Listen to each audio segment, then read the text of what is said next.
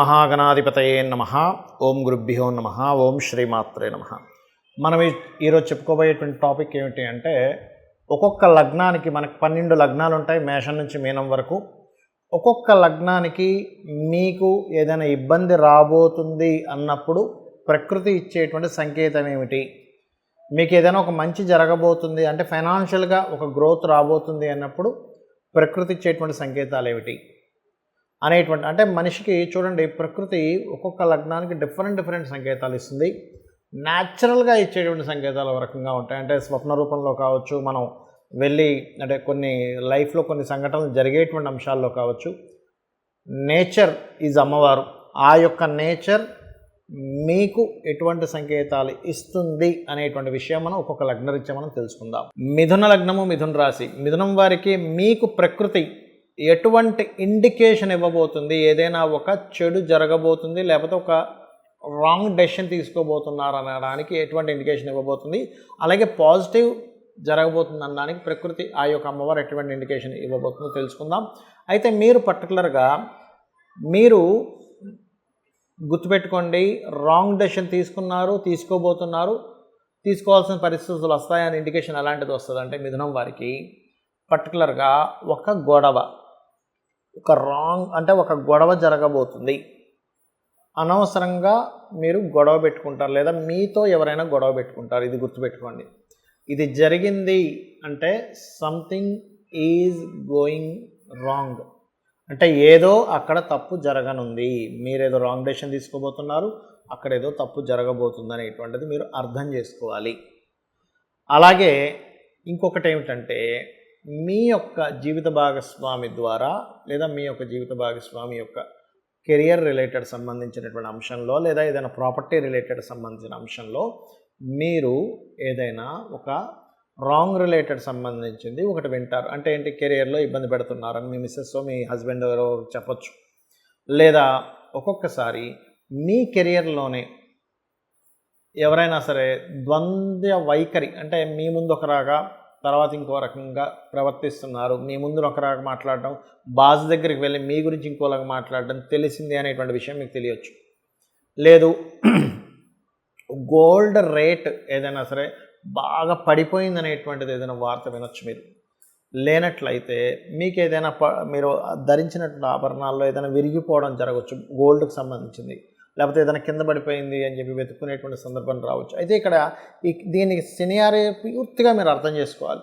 పడిపోయింది కానీ వెంటనే దొరికింది, అదేమవుతుందంటే అలాంటి సందర్భంలో పర్టికులర్గా మీకు ఆ యొక్క అవకాశాలు చేజారినట్టే జారి మరలా వస్తుందని అర్థం చేసుకోవాలి. అంటే ఎందుకంటే ప్రకృతి మీకు చూపించేటువంటి ఇండికేషన్స్ ఏవైతే ఉన్నాయో ఇట్స్ వెరీ క్లియర్. దీన్ని చాలా క్షుణ్ణంగా అర్థం చేసుకోవాల్సిన పరిస్థితి. మరి ఇదే మిథున లగ్నం వారికి ఒక మంచి ఇండికేషన్స్ ఏమిస్తుంది ప్రకృతి అంటే, మీరు బాగా అర్థం చేసుకోండి. ఇక్కడ అందమైనటువంటి వస్తువులు, అందమైనటువంటి బ్యూటీ రిలేటెడ్కి సంబంధించినటువంటివి మీకు స్వప్న రూపంలో కానీ లేకపోతే బయట కానీ కనిపిస్తాయి. అంటే ఎలాంటి ఉదాహరణ, ఒక వ్యక్తి ఫోన్ చేశాడు మనకి, ఏమంటే మీకు ఈ అవకాశం ఇస్తున్నాం, మీరు రెడీగా ఉన్నారా?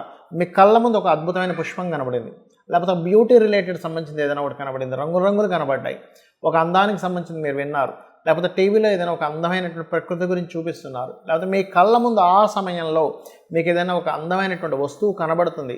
ఇట్స్ గోయింగ్ టు గుడ్ అంటే ఏంటి, మీకు అది మంచి జరగనుంది. ఇది బాగా, ఎందుకంటే మిథునం వారు ఇంకా సూక్ష్మంగా ఆలోచించగలరు, తొందరగా క్యాచ్ చేయగలరు ఇటువంటి విషయాల్ని. అలా కాకుండా ఇంకేదైనా మనం తీసుకోవచ్చా అని చెప్పి చూసుకున్నట్లయితే, ఒక రీసెర్చ్ రిలేటెడ్ సంబంధించిన విషయంలో ఒక రీసెర్చ్ ద్వారా ఒక అద్భుతమైనటువంటి విషయాన్ని కనిపెట్టారని ఏదైనా వచ్చినా కూడా మీరు వెంటనే ఓకే ఇది దీనివల్ల ఒక మంచి జరగబోతుంది అనేటువంటిది మీరు ఇండికేషన్ చేసుకోవాలి. మరి కొన్ని సందర్భాల్లో మనకి అనిపిస్తూ ఉంటుంది, అరే ఆ రోజు నాకు ఇట్లాంటివన్నీ కూడా బ్యాడ్ కనబడ్డాయి, కానీ నేను వాటిని అన్నింటినీ వదిలేసి నేను అడుగుపెట్టాను ఈ యొక్క విషయాల్లో, అలాగా నేను చేయడం వల్ల నేను అనవసరంగా ఇప్పుడు ఇబ్బంది పడుతున్నాను, మరి దీని నుంచి నేను బయటికి ఎలా రావాలి అనేటువంటిది చాలామంది అనుకుంటూ ఉంటారు. దీనికి ఒకటే మంత్రం గుర్తుపెట్టుకోండి, ఓం శ్రీమాత్రే నమః అనే నామస్మరణ చేయండి. అన్ని విధాలా మీకు బాగుంటుంది. తీపి పదార్థాలని, అంటే చపాతీ నూనె వేయకుండా కాల్చినప్పుడు చపాతీకి చక్కగా మీరు తేనెను పూసి చిన్న ముక్కలుగా చేసి గోవుకు తినిపించండి. ఖచ్చితంగా మీరు ఉన్నటువంటి సిచ్యువేషన్ నుంచి బయటపడడం జరుగుతుంది.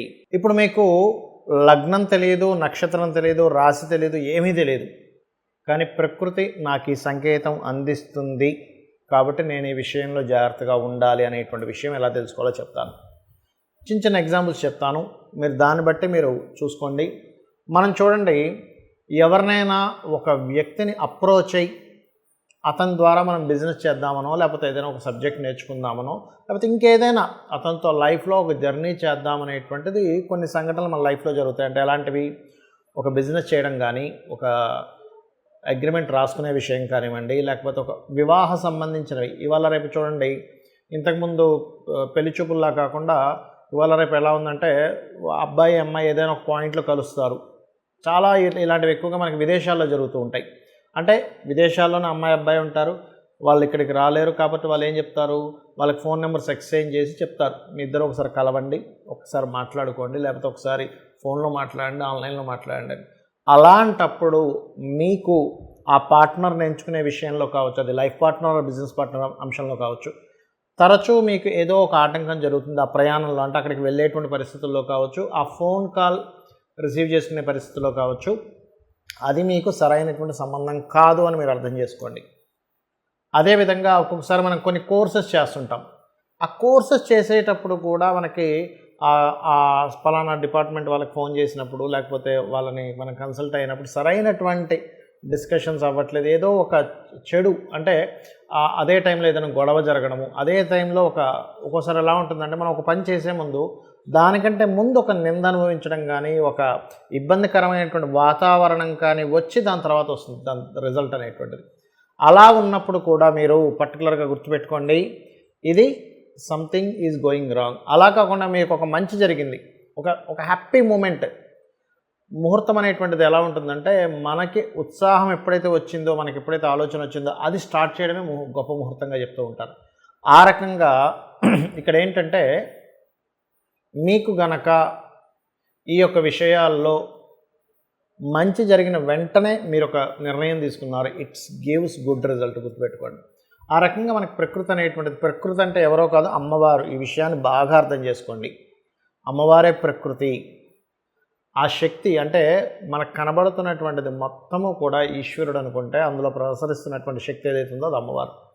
ఈ రకంగా మనకు ఒక్కోసారి స్వప్నంలో కూడా వస్తుంది. అయితే దుస్వప్నాలు, మంచి స్వప్నాలు అనేటువంటివి ఉంటాయి. దానికి ఆల్రెడీ నేను మీకు కొన్ని వీడియోల్లో దాని యొక్క పారామీటర్స్ చెప్పాను. పొద్దున్న ఊహించుకున్నది, లేకపోతే మీరు అనుమానించింది, ఒక దాని గురించి మాట్లాడింది, మీరు అనుభవించినటువంటి విషయం, పొద్దునంతా ఏదో ఒక జర్నీ చేశారు, ఒక వాటర్ దగ్గరికి వెళ్ళారు, లేకపోతే సముద్రం దగ్గరికి వెళ్ళారు, అటువంటివి ఏవైనా సేమ్ కళలోకి వస్తే దాన్ని స్వప్నశాస్త్రపరంగా తీసుకోకూడదు.